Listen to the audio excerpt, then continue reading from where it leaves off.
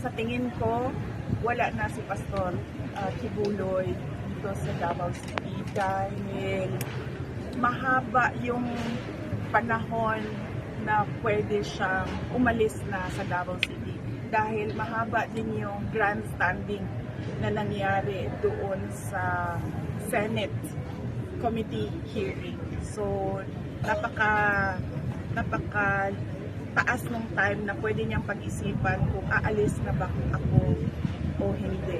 At isa din yon sa mga dapat pag-isipan din ng administrasyon. No? Dahil sa mga mahabang grandstanding sa committee hearing, hindi natuloy nakuha si Pastor Apollo. Personally, I think wala na siya dito sa Davao City.